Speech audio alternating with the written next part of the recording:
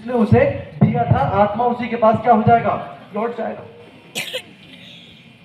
तो पहले आपने अपने आप से कुछ सवाल पूछने हैं। क्या इस आयत का मतलब यह है, जैसा मैं पहले कह रहा था, कि उत्पत्ति के बाद, पैदाइश के बाद जब परमेश्वर ने इंसान को रचा, आदम को रचा, क्या परमेश्वर ने उसके बाद अपना तरीका बदल दिया और अभी भी मिट्टी को ही दिया? इसलिए बाइबल कहती है कि मिट्टी ज्यों की त्यों कहां हो जाएगी, मिट्टी में मिल जाएगी, क्योंकि मिट्टी से ही इंसान को बनाया गया था। लेकिन मिट्टी के साथ परमेश्वर ने क्या किया था, जीवन का श्वास।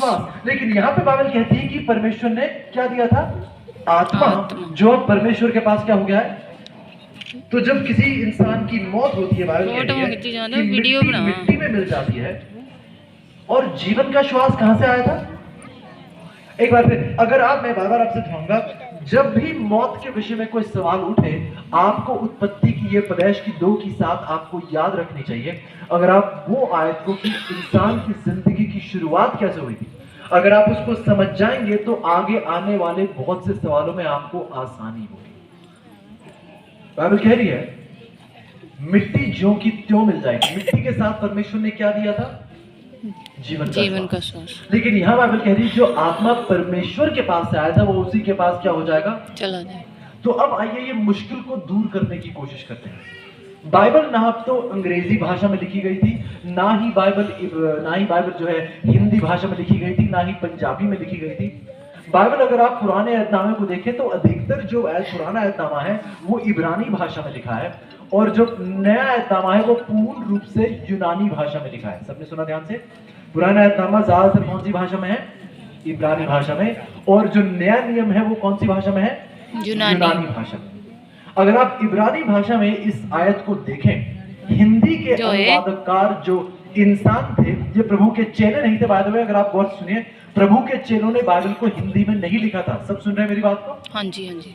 जब सबोपदेशक की किताब लिखी गई, सबोपदेशक के लेखक ने ये किताब हिंदी में नहीं लिखी थी, ना ही अंग्रेजी में लिखी थी, ये बातें इब्रानी में लिखी थी।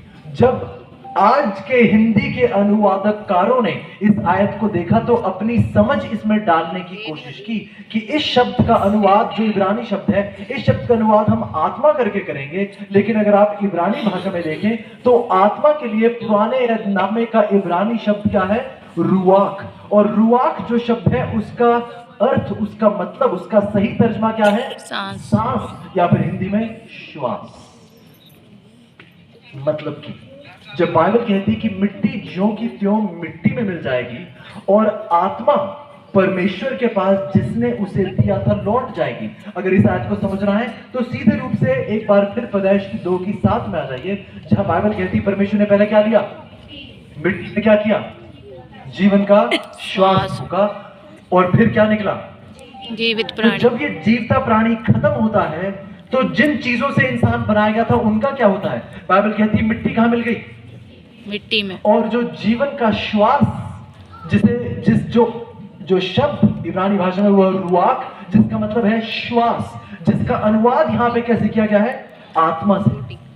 लेकिन अगर आप गौर करें, अगर आप शुरुआत को समझ गए हैं तो यहां पर आपको कोई मुश्किल नहीं होगी।